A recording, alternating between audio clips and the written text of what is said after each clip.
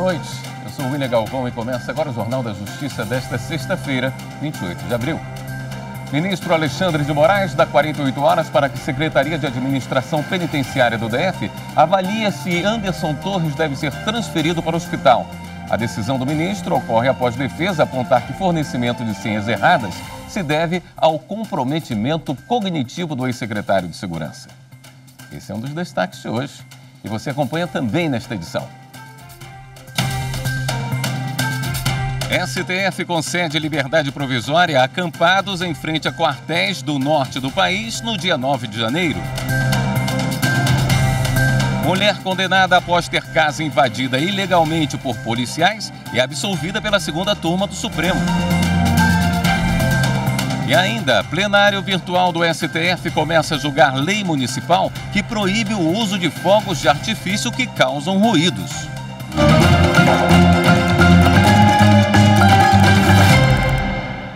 O ministro do Supremo, Alexandre de Moraes, determinou que a Secretaria de Administração Penitenciária do Distrito Federal avalie se é preciso transferir o ex-secretário de Segurança, Anderson Torres, para tratamento em um hospital.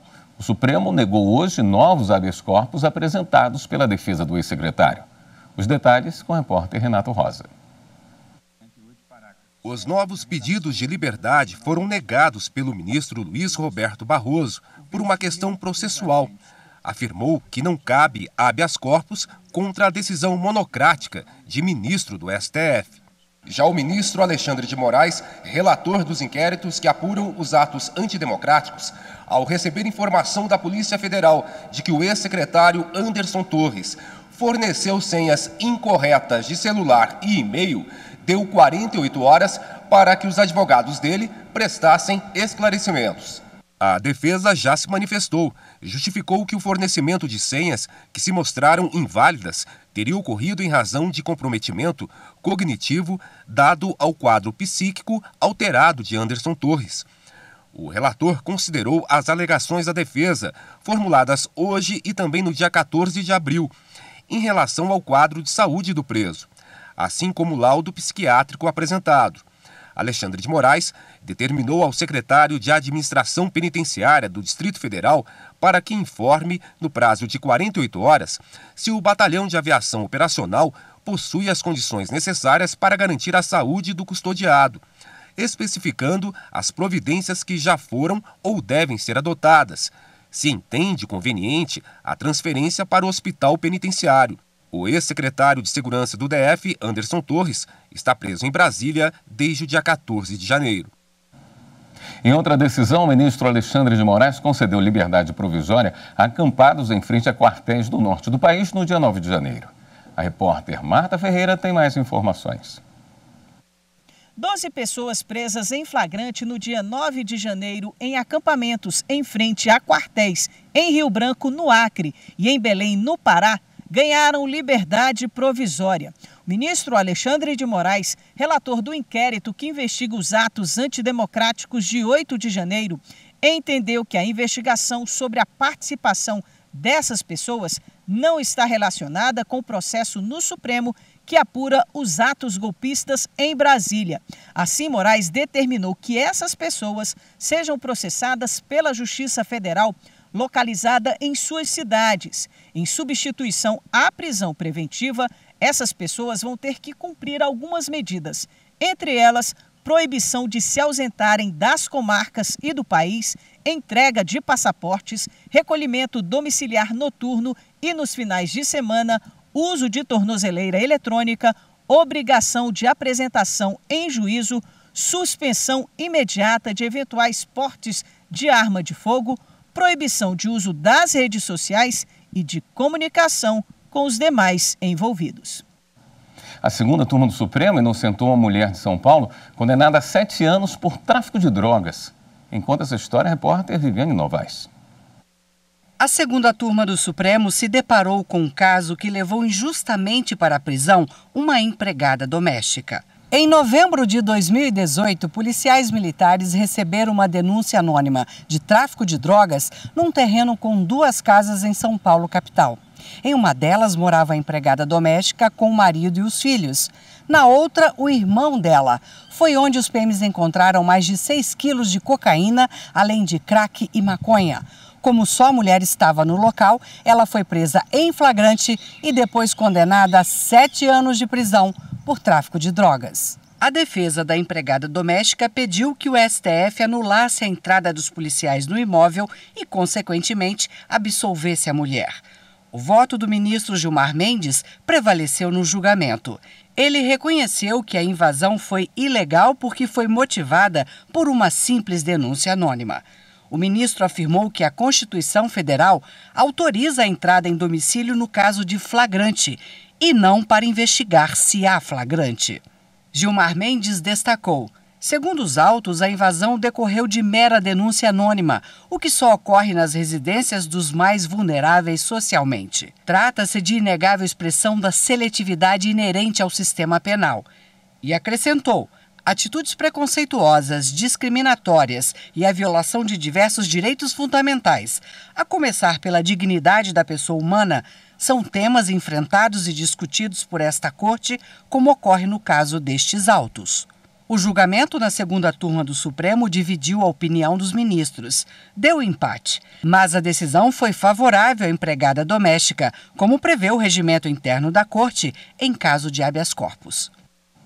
A seguir, STF começa a julgar lei municipal que proíbe o uso de fogos de artifício que causam ruídos. Voltamos em instantes.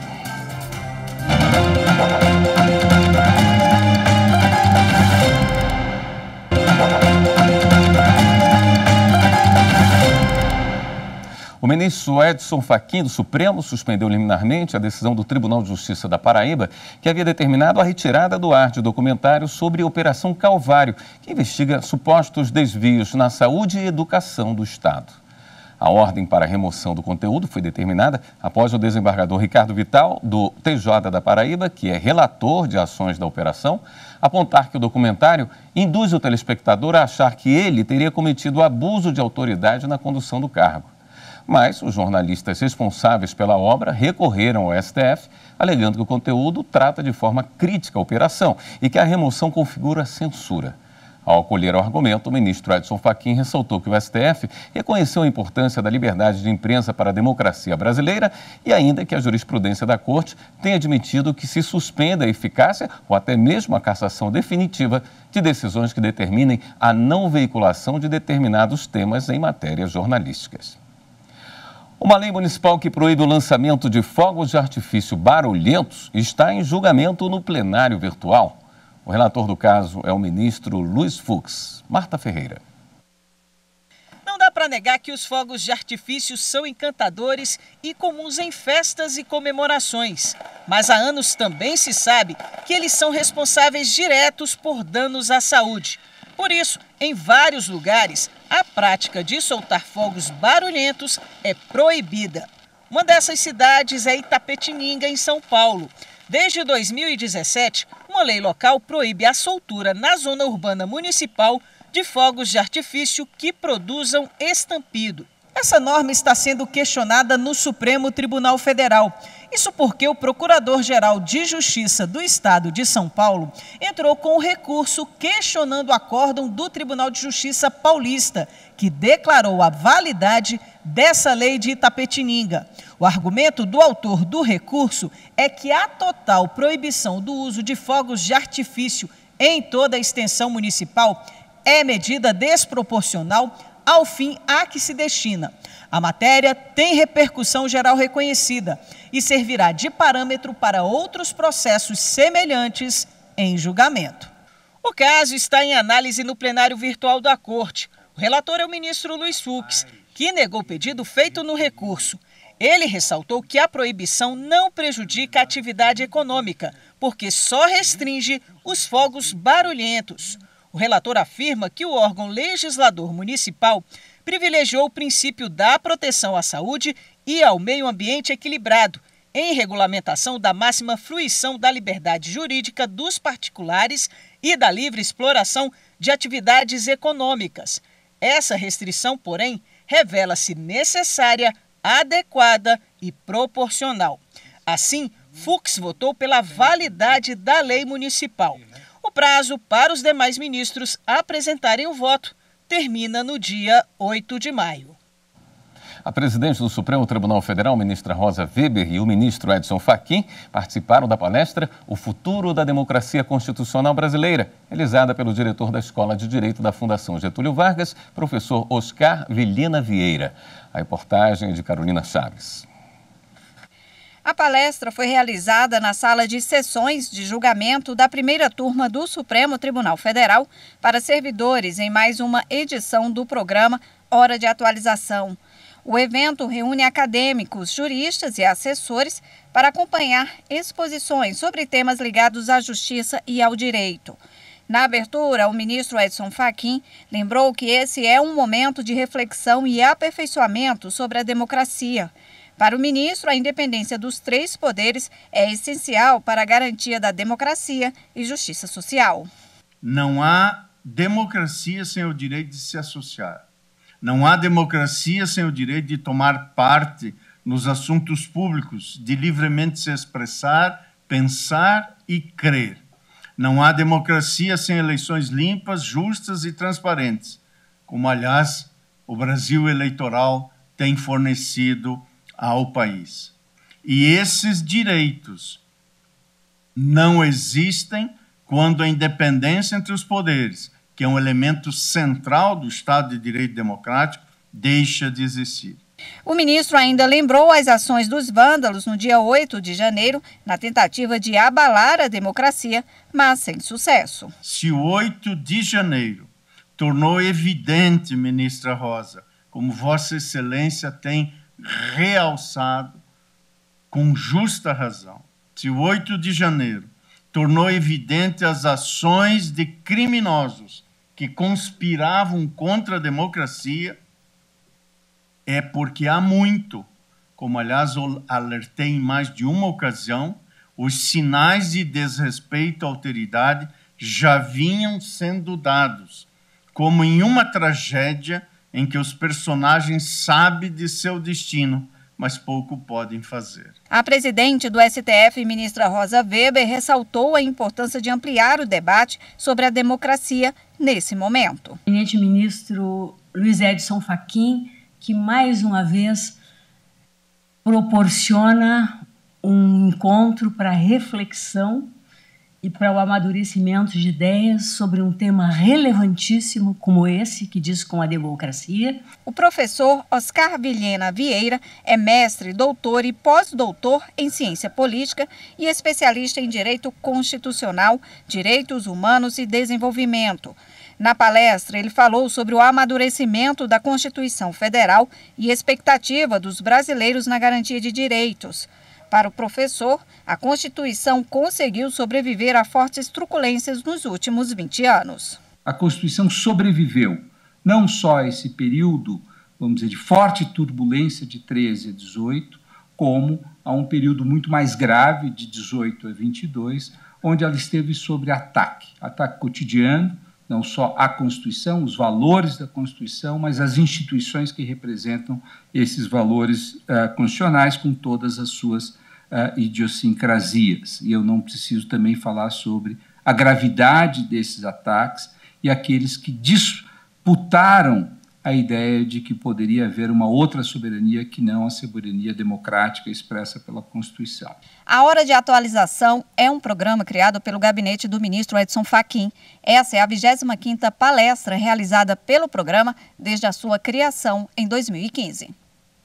A terceira turma do STJ decidiu que não é lícita a cobrança de custas processuais complementares caso o autor manifeste sua desistência do processo antes da citação da parte contrária. Rafael Porfírio. No caso julgado, uma empresa de combustíveis ajuizou a ação na primeira instância e recolheu as custas processuais iniciais, que foram consideradas insuficientes pelo juiz, em razão da incompatibilidade entre o valor atribuído à causa e o conteúdo econômico da demanda. O autor dessa ação foi intimado para emendar a petição, corrigindo o valor da causa de acordo com os critérios legais e para pagar o correspondente complemento das custas. Em vez disso, o demandante requereu a desistência da ação em momento ainda anterior à citação do réu, o que foi homologado por sentença. Tanto em primeira instância quanto no Tribunal de Justiça de Minas Gerais, foi decidido que, mesmo assim, o autor deveria completar as custas inicialmente recolhidas. O autor da ação recorreu ao Superior Tribunal de Justiça. Por maioria, a terceira turma deu provimento ao recurso especial para reformar o acórdão. Em seu voto, que prevaleceu no julgamento, o ministro Marco Aurélio Belise explicou que o não recolhimento das custas iniciais em sua integralidade após a intimação resulta no indeferimento da petição inicial. Segundo o ministro, nessa hipótese, a consequência legal é o cancelamento do registro de distribuição, o que não gera efeitos para o autor da ação. No próximo bloco, a gente fala das ações do Judiciário Mineiro para promover o acesso dos povos indígenas à justiça. Voltamos já.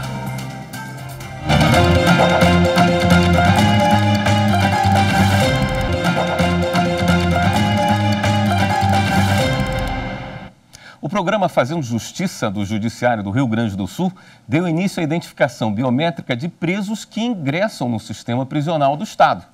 Paula Marcon tem os detalhes.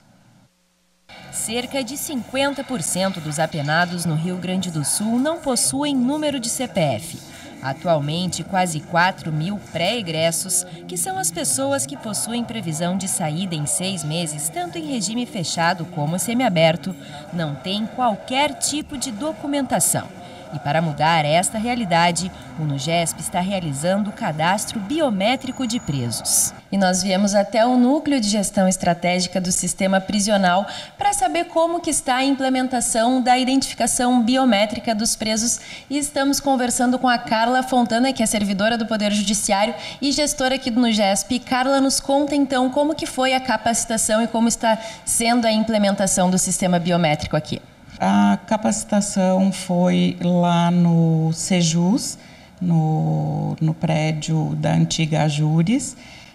Fizemos o curso lá e agora já estamos colocando em prática aqui no NUGESP o que nós aprendemos lá no curso.